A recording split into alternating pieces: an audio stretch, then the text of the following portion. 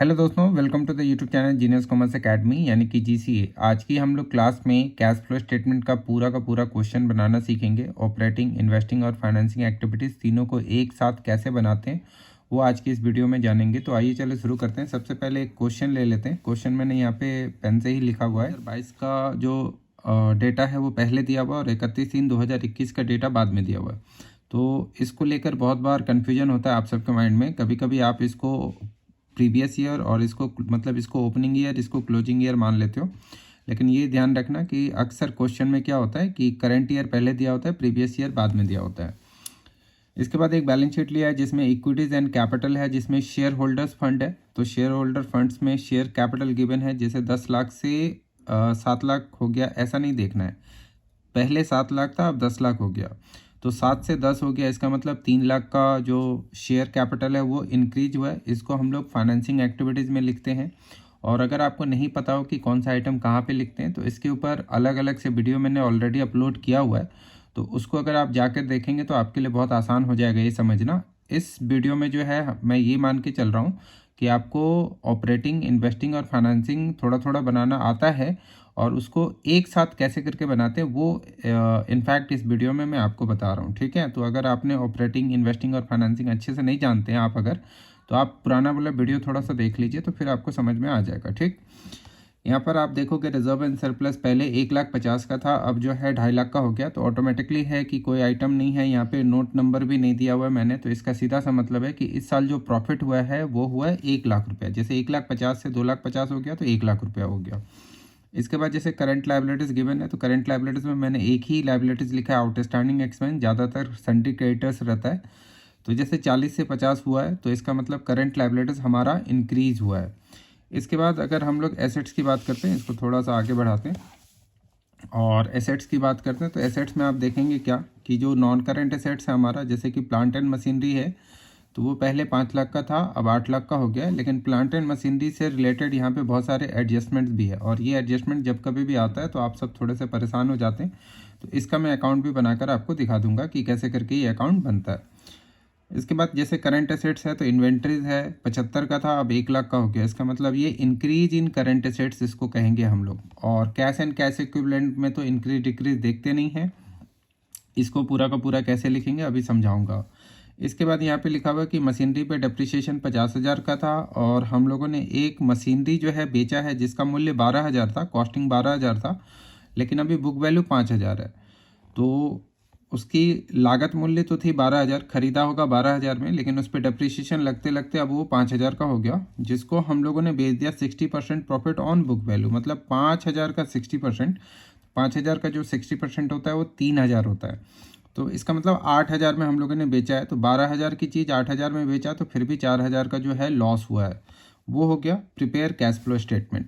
तो ये एक सामान्य सा क्वेश्चन लिया है, आगे भी मैं और भी क्वेश्चंस आपको करके दिखाऊंगा। तो फिलहाल मैं बता रहा हूँ आपको कि इसको सॉल्यूशंस कैसे करेंगे। देखिए, तो जब इसको आप सॉल्व करेंगे तो सबसे पहले आपको क्या करना होगा कि ऊपर में हेडिंग डालेंगे कि cash flow statement, cash flow statement, और इनडायरेक्ट मेथड लिखेंगे। यहाँ पे जैसे डेट मैंने लिख दिया एज एट 31/3/2022, पर्टिकुलर्स अमाउंट। सबसे ऊपर में जैसे cash flow from operating activities आपने लिखना है, और जो इसको मैं थोड़ा सा छोटा कर देता हूँ ताकि आपको देखने में सुविधा हो। देखिए, और उसके बाद इस तरीके से ही आपको क्या करना है, बनाना है एक पेज में, पूरा का पूरा एक पेज में बनाना है। ठीक है, और जैसे cash flow from investing activities जब आप लिखोगे तो आप अक्सर देखोगे क्या कि कभी भी जब आप पूरा क्वेश्चन बनाओगे तो इन्वेस्टिंग एक्टिविटीज़ कम होता है। मतलब इन्वेस्टिंग एक्टिविटीज़ के जो आइटम होते हैं वो कम होते हैं, और फिनांसिंग एक्टिविटीज़ के भी आइटम बहुत कम होते हैं। मेरे इस क्वेश्चन में 2 ही हैं। आपको क्वेश्चन पढ़ के थोड़ा सा अंडरस्टैंड करना होगा कि कितने आइटम हैं फाइनेंसिंग के और कितने आइटम हैं इन्वेस्टिंग के, उसी के हिसाब से जगह आपको डालनी है। इसके बाद जब ये आपने अंडरलाइन कर दिया तो फिर आप यहाँ पर लिखेंगे क्या, नेट इंक्रीज या डिक्रीज। अगर यहाँ पे नेगेटिव आंसर आएगा तो डिक्रीज लिखना है, और अगर पॉजिटिव आंसर आएगा तो net increase in cash and cash equivalent लिखना है। उसमें आपको ऐड करना है opening cash and cash equivalent. अब आप कहेंगे कि ओपनिंग कैश कहाँ पर है, तो ये देखिए जैसे ये क्वेश्चन था, तो क्वेश्चन में ये 3,15,000 है, ये हमारा ओपनिंग कैश है, और 4 लाख जो है वो क्लोजिंग कैश है। ऐसा क्यों ओपनिंग कैश, क्योंकि 2021 पहले दिया हुआ है, 2022 बाद में दिया हुआ है। तो यहाँ पर ओपनिंग कैश 3,15,000 है और क्लोजिंग कैश 4 लाख है। तो आप बड़ी आसानी से यहाँ पर 3,15,000 लिख सकते हैं। जैसे कि मैं लिख देता हूँ 3,15,000 और यहाँ पर मैं लिख देता हूँ 4 लाख रुपए। तो अब आप देखो कि इसमें हमें ऐड करना है, तो कौन सा ऐसा आइटम है जिसमें आप 3,15,000 ऐड करेंगे तो 4 लाख आ जाएगा। तो बहुत आसान है, 4 लाख में से 3,15,000 घटा दीजिए, यानी कि यहाँ पर 85,000। तो आपका आंसर जो है वो 85,000 आना चाहिए। ऑपरेटिंग, इन्वेस्टिंग और फाइनेंसिंग तीनों को जोड़कर आपका जो आंसर आना चाहिए वो आना चाहिए 85,000। ठीक है, ऑपरेटिंग, इन्वेस्टिंग और फाइनेंसिंग को जोड़कर आपका जो आंसर आना चाहिए वो 85,000 आना चाहिए।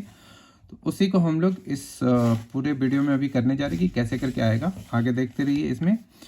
तो आई होप ये आपको फॉर्मेट समझ में आ गया। अभी जो आपके स्क्रीन पर आ रहा है ये ऐसे ही फॉर्मेट आपको कैश फ्लो स्टेटमेंट का पहले कॉपी पे बना लेना। आप अगर फॉर्मेट भी अच्छे से बनाएंगे ना तो भी आपको क्लास 12 में या बीकॉम में अच्छे नंबर मिल जाएंगे कैश फ्लो में। तो पहले प्रॉपर वे में एक फॉर्मेट तैयार कर लीजिएगा। जब कभी भी कैश फ्लो का पूरा क्वेश्चन आएगा किसी भी लेवल पे, तो आपको क्या करना है, पहले कैश फ्लो स्टेटमेंट का पूरा जो है ये फॉर्मेट तैयार कर लेना। उसके बाद उसमें आइटम्स को क्या करेंगे, इनपुट करते जाएंगे। तो हम लोग सबसे पहले ऐसा करते हैं कि फाइनेंसिंग एक्टिविटीज़ देख लेते हैं, क्योंकि फाइनेंसिंग एक्टिविटीज़ में बहुत कम आइटम होते हैं। जब कभी भी हम लोग फाइनेंसिंग एक्टिविटीज़ बनाते हैं तो हमें बस शेयर होल्डर्स फंड और लॉन्ग टर्म लाइबिलिटीज़ देखना होता है, यानी कि नॉन करेंट लाइबिलिटीज़ देखना होता है। तो यहाँ पे शेयर होल्डर फंड और लॉन्ग टर्म लाइबिलिटीज़ यानी नॉन करेंट लाइबिलिटीज़ तो है ही नहीं, तो एक ही चीज़ है शेयर होल्डर फंड। तो फाइनेंसिंग एक्टिविटीज़ में केवल शेयर कैपिटल ही यहाँ से आएगा। तो शेयर कैपिटल में आप देखो 7 लाख पहले था, अब 10 हो गया। इसका ये मतलब हुआ कि शेयर्स को इशू किया गया है। तो यहाँ पर आप लिखोगे proceeds from issue of shares. तो यहाँ पर हम लोग लिख देते हैं प्रोसीड्स मतलब प्राप्ति, proceeds from issue of shares. तो proceeds from issue of shares, और यहाँ पर आ जाएगा जैसे 7 लाख और 10 लाख का अंतर है 3 लाख, तो 3 लाख यहाँ पर हम लोग लिख लेंगे। और कोई आइटम भी नहीं है तो अंडरलाइन कर लीजिए यहाँ पर, और यहाँ पर आप 3 लाख लिख दो। तो एक आंसर आ गया। इसके बाद हम लोगों को ये देखना है इन्वेस्टिंग एक्टिविटीज़। तो इन्वेस्टिंग एक्टिविटीज़ जब कभी भी आप निकालते हैं तो उसके लिए आपको ओनली लॉन्ग टर्म एसेट्स देखना होता है, यानी कि नॉन करेंट एसेट देखना होता है। तो यहाँ देखिए जैसे प्लांट एंड मशीनरी है, पहले 5 लाख का था अब 8 लाख का हो गया। तो आपको एक अकाउंट बनाना पड़ेगा। इस अकाउंट का नाम है प्लांट एंड मशीनरी अकाउंट। ये मैंने इन्वेस्टिंग एक्टिविटीज़ वाले वीडियो में बहुत अच्छे से समझाया हुआ है, तो उसको आप देख लीजिएगा। मैं यहाँ पे रफली बना देता हूँ। जैसे कि यहाँ पे हम लोग सबसे पहले लिखेंगे टू बैलेंस ब्राउट डाउन। तो जो ओपनिंग हमारा यहाँ पर है 5 लाख है, तो यहाँ पर लिख देंगे हम लोग 5 लाख। इसके बाद जिन बातों से प्लांट एंड मशीनरी कम होगा उसको क्रेडिट में लिखेंगे, जैसे कि डेप्रिसिएशन हो गया तो आप यहाँ पर लिख सकते हैं बाय डेप्रिसिएशन। तो डेप्रिसिएशन जो है 50,000 का हो गया। अगर आपने कोई भी मशीनरी सोल्ड कर दिया तो भी मशीन की वैल्यू कम हो जाएगी, तो इसको भी क्रेडिट में लिखेंगे। तो यहाँ पर लिखेंगे बाय बैंक अकाउंट। तो हम लोगों ने जो मशीन बेचा है, अभी मैंने बताया था 5,000 की चीज़ को 60% बुक वैल्यू पे ज़्यादा बेचा है, तो 5 और 5 का 60% 3,000, मतलब टोटल मैंने 8,000 में बेचा। 8,000 यहाँ पे आप लिख दोगे। इसके बाद आप यहाँ पर लिख देंगे बाय बैलेंस कैरिड डाउन। तो बैलेंस कैरिड डाउन, जैसे अभी देखो यहाँ पर मशीनरी का बैलेंस कितना है, 8,000 है। क्लोजिंग बैलेंस 8,000 नहीं 8 लाख है। इसके बाद इसको आपने प्रॉफिट पे बेचा है, 3,000 प्रॉफिट पे बेचा है, तो उस 3,000 को यहाँ पर लिख सकते हैं two statement of PL. Two statement of PL लिखेंगे और लिख दो। आप अच्छे से अकाउंट बनाओगे, मैं तो रफली कर रहा हूँ। जैसे कि 3,000 लिख दिया यहाँ पर, ठीक है। और तो कोई आइटम इसमें आएगा नहीं। तो अब इसको आपको बैलेंस करना होगा, तो ज़्यादा बड़ा इधर है, तो जैसे 8,58,000 इधर लिखेंगे हम लोग। तो इधर भी हम लोगों को 8,58,000 लिखना होगा। अब 8,58,000 में से 5 लाख जाएगा तो 3,58,000, 3,58,000 में से 3 जाएगा, मतलब इन दोनों को जोड़कर इसमें से घटा दो। तो इसका ये मतलब हुआ कि यहाँ पे जो बैलेंसिंग फिगर आ रहा है वो आ रहा है बैंक का बैलेंसिंग फिगर। इसको बोलेंगे परचेज्ड, कि हमने परचेज किया, ठीक है। ये जो है ये हमने सोल्ड किया, और यहाँ पे आप डैश डाल के बैलेंसिंग फिगर भी लिख सकते हैं। तो ये इसमें से अगर इसको आप घटाएंगे तो ये आ जाएगा 3,55,000, ठीक है। यहाँ तक बात। तो देखिए, एक हम लोगों ने एक खरीदा और एक हम लोगों ने बेचा और एक हम लोगों ने खरीदा, तो 2 आइटम हमें मिल गया। इसको हम लोग यहाँ पर बड़ी आसानी से लिख सकते हैं, जैसे कि यहाँ पर लिखेंगे सेल प्रोसीड्स, मतलब प्राप्ति, सेल्स प्रोसीड्स फ्रॉम मशीनरी, ये एक तो आपको लिखना है यहाँ पर। और उसके बाद परचेजेज ऑफ मशीनरी, तो परचेजेज ऑफ मशीनरी, तो सेल जो किया है वो 8,000 का क्या है, पॉजिटिव में रहेगा। और उसके बाद जैसे कि यहाँ पर आप देखो कि बैलेंसिंग फिगर 3,55,000 आया है, तो यहाँ पर 3,55,000 यहाँ पर हम लोग लिख देंगे। तो इसका मतलब यहाँ देखिए नेगेटिव ज़्यादा बड़ा है और पॉजिटिव छोटा है, तो इसीलिए नेगेटिव में से पॉजिटिव को घटा दो, तो यहाँ जो आंसर आएगा वो नेगेटिव ही आएगा, तो यहाँ आ जाएगा 3,47,000। तो देखो, एक बड़े से क्वेश्चन में भी इन्वेस्टिंग और फाइनेंसिंग बड़ी आसानी से आ जाता है।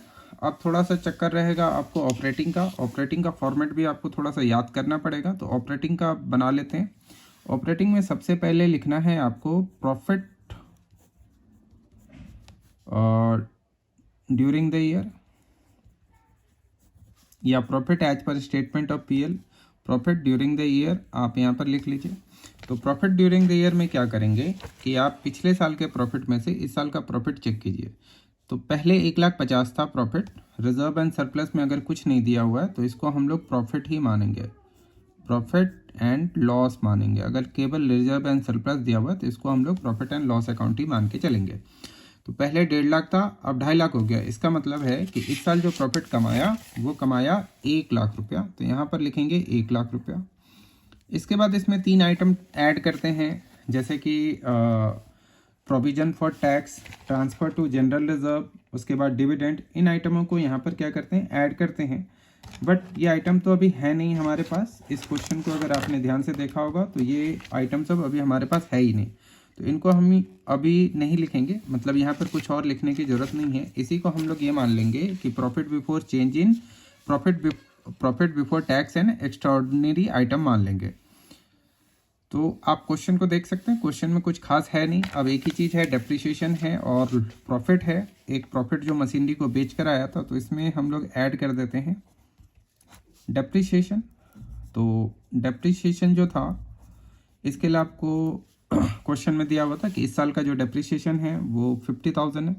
इस 50,000 को यहाँ पर ऐड कर लेते हैं, तो ये जोड़कर आ गया 1,50,000। अब इसमें से हम लोग लेस कर लेते हैं profit on sale of machinery. तो profit on sale of machinery, जो अभी मशीनरी 5,000 की थी, जिसको 60% प्रॉफिट पे बेचा था, इसके लिए आपको एक वर्किंग नोट भी बनाना पड़ेगा। तो वर्किंग नोट जैसे मान लो 1 बनाया तो 1 आप यहाँ पर लिख देना। ये 8,000 आप इसमें से 8,000 नहीं 3,000 आप इसमें से माइनस करेंगे, तो ब्रैकेट लगा दिया, तो यहाँ पर आ जाएगा 1,47,000, 1,47,000। इसको हम लोग बोलेंगे profit before change in working capital, profit before change in working capital, WC लिख देता हूँ, वर्किंग कैपिटल। अब जैसे वर्किंग कैपिटल आता था तो आपको करंट एसेट्स, करंट लायबिलिटीज़, फिर एक बार करंट एसेट्स, फिर एक बार करंट लायबिलिटीज़। इसमें D for decrease, I for increase, D for decrease, ये दोनों जो है वो प्लस होता है और ये दोनों जो है वो माइनस होता है। तो ये मैंने पिछले वीडियोस में बताया हुआ है कि कैसे करके होता है डिटेल में, तो वहाँ से जाकर आप एक बार देख लीजिए। यानी कि decrease in current asset, increase in current liabilities, ये प्लस होगा। Increase in current asset, decrease in current liabilities minus होगा। वो हम लोगों को इस क्वेश्चन में देखना है। तो यहाँ पर आप देखेंगे क्या, वो हम लोगों को इस क्वेश्चन में देखना है। तो यहाँ पर आप क्या देखेंगे कि एक ही करंट लायबिलिटीज है जो इंक्रीज हो रहा है और एक ही करंट एसेट्स है जो हमारा इंक्रीज हो रहा है। तो इसका ये मतलब हुआ कि जो इंक्रीज हो रहा है करंट लायबिलिटीज, उसको हम लोगों को ऐड करना है। अभी बताया मैंने, increase in current liabilities add करना है, increase in current asset less करना है। तो पहले ऐड वाला ऐड कर देते हैं, जैसे ऐड इंक्रीज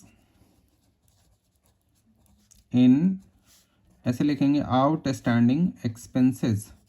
तो आउटस्टैंडिंग एक्सपेंसेस में कितना इंक्रीज हो रहा है आप क्वेश्चन में देख लीजिए। जैसे कि 40 से 50 हो गया तो 10,000, तो 10,000 यहाँ पर ऐड कर लेते हैं।